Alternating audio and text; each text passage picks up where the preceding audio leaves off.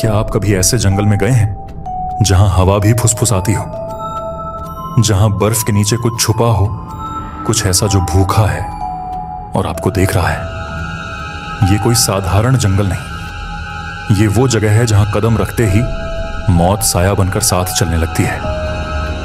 आज हम आपको ले चलेंगे एक ऐसे डरावने सफर पर जहां 3 दोस्तों ने गलती से उस चीज को जगा दिया जो सिर्फ कहानियों में सुनी जाती थी। स्वागत है आपका हमारे चैनल पर, जहां हम लेकर आए हैं एक सच्ची और डरावनी कहानी। ये कहानी है वेंडिगो, बर्फ के जंगल का शापित शिकारी। तो चलिए शुरू करते हैं।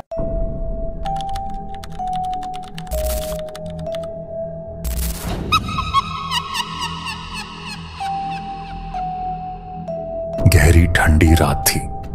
पहाड़ों पर बर्फ की चादर बिछी हुई थी और चारों ओर एक भयानक सन्नाटा पसरा था।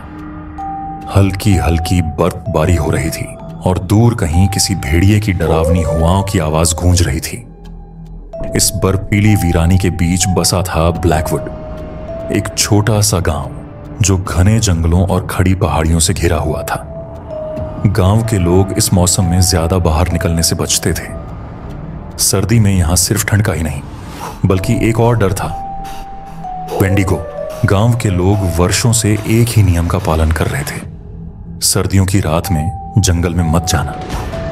इस नियम का उल्लंघन करने वालों का क्या हश्र होता था ये किसी को नहीं पता, क्योंकि जो गए वो कभी लौटे नहीं। एक रात गांव के चूल्हे के पास बच्चे अपनी दादी मां के पास बैठे थे। बाहर बर्फ गिर रही थी और ठंडी हवाएं खिड़कियों को थपथपा रही थी। दादी मां, वेंडिगो की कहानी सच है? एक बच्चे ने डरते हुए पूछा। दादी मां ने आग में जलती लकड़ी को देखा और धीमे स्वर में कहा, सच है या नहीं ये मत पूछो, पर उसकी परछाई से भी बचकर रहना।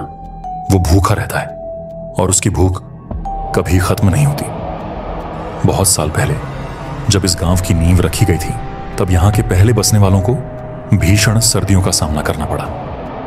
एक बार गांव में इतनी भयानक ठंड पड़ी कि भोजन खत्म होने लगा। गांव का एक शिकारी एड्रियन कई दिनों तक शिकार की तलाश में भटकता रहा, लेकिन उसे कुछ नहीं मिला। भूख और ठंड से बेहाल होकर उसने एक भयानक पाप कर दिया। उसने अपने ही साथियों को मारकर खा लिया। जैसे ही उसने इंसानी मांस खाया, एक शाप उस पर टूट पड़ा। उसकी आत्मा अंधेरे से भर गई, उसकी त्वचा हड्डियों से चिपकने लगी, उसकी आंखें जलते कोयले जैसी हो गईं और उसके नाखून और दांत नुकीले पंजों में बदल गए। वो इंसान से एक शापित राक्षस में तब्दील हो गया। वेंडिगो। तब से वो हर सर्दियों की रात भूख के मारे भटकता रहता, इंसानी मांस की तलाश में। गांव की गलियों में हल्का कोहरा था, लकड़ी के घरों से धुआं उठ रहा था और हर कोई अपने घरों में दुबका बैठा था। बाहर सर्द हवा के झोंके इतनी ठंडक लिए हुए थे कि हड्डियां तक जम जाए। लेकिन रवि को इन सब बातों से कोई फर्क नहीं पड़ता था। उसके अंदर एक जिद थी। वो साबित करना चाहता था कि वेंडिगो सिर्फ एक कहानी है, कोई हकीकत नहीं। उसने गांव के चौराहे पर अपने दोस्तों अर्जुन और विक्रम को इकट्ठा किया। दोनों ही उसके बचपन के साथी थे और उसकी हर बात में साथ देते थे, लेकिन आज उनकी आंखों में हल्का डर था। रवि, हमें इस सब में नहीं पड़ना चाहिए, अर्जुन ने कहा अपनी टोपी को कसते हुए। दादी मां ने कहा है कि यह मौसम खतरनाक होता है। ओह छोड़ो यार, तुम लोग भी इन बूढ़ों की बातों में फंस गए, रवि ने हंसते हुए कहा। अगर वेंडिगो सच में होता तो इतने सालों में किसी ने उसे क्यों नहीं देखा? विक्रम ने भी असहज होकर कहा। लेकिन उन लोगों को याद करो जो जंगल में गए और लौटे नहीं। रवि ने उनकी बातें हवा में उड़ा दी। उसने अपनी बंदूक उठाई, एक मशाल अपने बैग में डाली और जंगल की ओर चल पड़ा। अर्जुन और विक्रम को भी उसकी जिद के आगे हार माननी पड़ी। गांव से बाहर निकलते ही हवा और ज्यादा ठंडी हो गई। बर्फ पर उनके कदमों के निशान गहरे पड़ रहे थे। जंगल का रास्ता अंधेरे में खो चुका था। पेड़ों की टहनियां एक दूसरे में उलझी हुई थी, जैसे कोई बड़ा दैत्य अपने पंजे फैलाए खड़ा हो। कुछ अजीब लग रहा है, विक्रम फुसफुसाया। डर रहे हो क्या?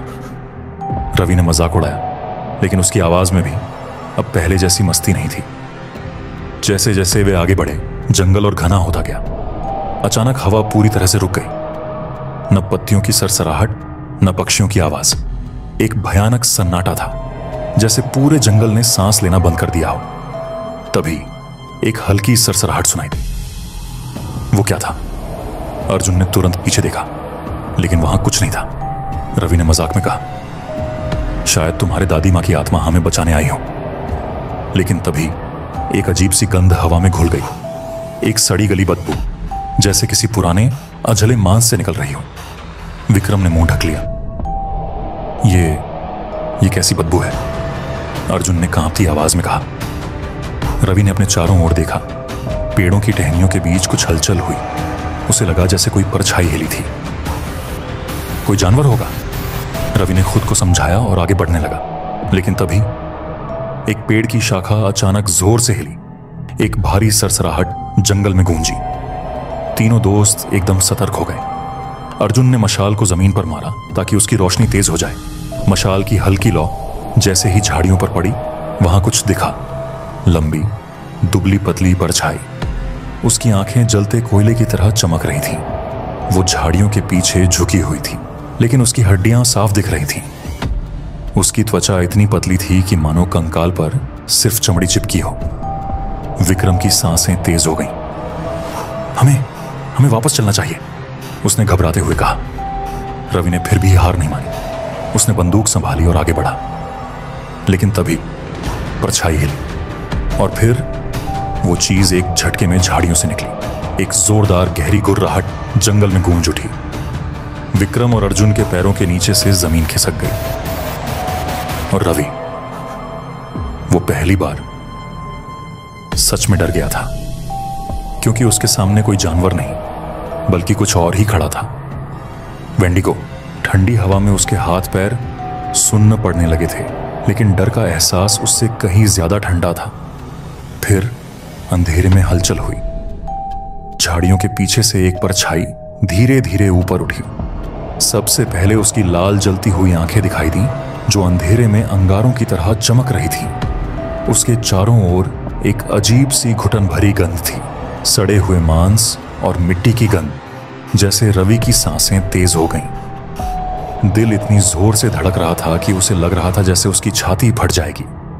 कोई बहुत पुरानी लाश जमीन के नीचे दबाकर रखी गई हो। मशाल की हल्की रोशनी जैसे ही उस पर पड़ी, रवि की आंखें फटी की फटी रह गईं। वो कोई इंसान नहीं था, वो कोई जानवर भी नहीं था। उसका शरीर इतना पतला था कि हड्डियां उसकी फटी फटी खाल से बाहर झांक रही थीं। उसकी उंगलियां लंबी और नुकीली थीं, जिनके सिरों पर बड़े बड़े पंजे चमक रहे थे। उसका मुंह एक भयानक चीख के साथ खुला। उसके दांत लंबे और खंजर की तरह नुकीले थे, जैसे कि वो किसी भी चीज को आसानी से चीर सकते थे। उसकी जुबान बाहर लटक रही थी और उस पर काले रंग की गाढ़ी ला टपक रही थी। लेकिन सबसे डरावनी थी उसकी गर्दन। वो धीरे धीरे आगे बढ़ रहा था, लेकिन उसकी चाल इंसानों जैसी नहीं थी। उसकी गर्दन कभी इधर झुकी, कभी उधर, जैसे उसकी हड्डियां अंदर से टूटी हुई हों। उसके पैरों के निशान जमीन पर गहरे गड्ढों की तरह पड़ रहे थे। रवि की सांसें अब हलक में अटक गईं। तभी वेंडिगो ने गर्दन घुमाई। उसकी डरावनी गहरी आंखें सीधी रवि की आंखों में घुस गईं। एक अजीब सा सरसराहट भरा स्वर गूंजा, जैसे कई आवाजें एक साथ बोल रही हों। तुम्हारी मांस। फिर एक जोरदार चीख के साथ वो रवि की ओर झपटा। रवि की आंखों के सामने अंधेरा छाने लगा। उसकी आवाज हलक में ही दब गई। उसकी टांगें जमीन से चिपक गईं और उसके कानों में सिर्फ एक ही चीज गूंज रही थी, भूख, अंतहीन भूख। फिर अंधेरा। रवि की टांगें डर के मारे बर्फ में जमी हुई थीं। उसकी सांसें तेज हो गई थीं और शरीर सुन्न पड़ने लगा था। वेंडिगो अब उसके एकदम सामने था, लंबा, हड्डियों से चिपकी चमड़ी, खंजर जैसे दांत और लाल जलती हुई आंखें। उसकी सांसों से सड़े हुए मांस की बदबू आ रही थी। लेकिन तभी पीछे से अर्जुन की आवाज आई, रवि, नीचे झुको। रवि को समझ नहीं आया, लेकिन डर के मारे उसने झट से जमीन पर गिरते हुए खुद को पीछे खींच लिया। थाए! विक्रम ने अपनी बंदूक से फायर किया। गोली सीधी वेंडिगो के कंधे में लगी। एक पल के लिए जंगल में सन्नाटा छा गया, लेकिन फिर वेंडिगो चीखा। इतनी भयानक चीख कि पेड़ों पर बैठी बर्फ तक हिल गई। गोली ने उसे रोकने की बजाय और भड़का दिया था। उसकी लाल आंखें और ज्यादा चमकने लगीं और उसने अपने लंबे नाखूनों से जमीन पर एक गहरा खरोंच डाल दिया। भागो, अर्जुन ने चिल्लाया, लेकिन अब भागना नामुमकिन था। वेंडिगो बेहद तेजी से आगे बढ़ा और एक झटके में विक्रम को जमीन पर गिरा दिया। उसके नुकीले पंजे विक्रम की छाती के पास थे। रवि ने डरते हुए इधर उधर देखा। तभी उसकी नजर अपने पास पड़ी जलती हुई मशाल पर गई। उसने बिना सोचे समझे उसे उठा लिया और पूरी ताकत से वेंडिगो की पीठ पर दे मारी। फड़ाक! आग के संपर्क में आते ही वेंडिगो की चीख और ज्यादा भयानक हो गई। उसका शरीर पीछे की तरफ मुड़ गया, जैसे किसी अदृश्य ताकत ने उसे जकड़ लिया हो। उसकी आंखों में पहली बार डर झलकने लगा था। आग से डरता है ये, अर्जुन ने चिल्लाया। अब उनके पास एक उम्मीद थी। रवि ने जलती हुई टहनी उठाई और वेंडिगो के सामने लहराई। अर्जुन ने झट से अपनी जैकेट निकालकर उसमें आग पकड़ाई और विक्रम को घसीटते हुए पीछे ले गया। वेंडिगो अब उन्हें घूर रहा था, लेकिन उसके कदम पीछे हट रहे थे। उसकी चीखें अब भी भयानक थीं, लेकिन अब वो हमला करने के बजाय बचने की कोशिश कर रहा था। तभी जंगल के एक कोने से सूरज की पहली किरणें फूटने लगीं। जैसे ही रोशनी वेंडिगो के चेहरे पर पड़ी, उसकी चीख और ज्यादा तीव्र हो गई। वह घने पेड़ों के बीच भागता चला गया और देखते ही देखते अंधेरे में समा गया। सुबह होने पर गांव वालों ने जंगल में जाकर देखा। बर्फ पर खून के लाल धब्बे थे और वेंडिगो के पंजों के निशान। उस दिन के बाद किसी ने भी सर्दियों में जंगल जाने की हिम्मत नहीं की, क्योंकि अब ब्लैकवुड के लोग जानते थे वेंडिगो कोई कहानी नहीं, बल्कि एक शापित हकीकत है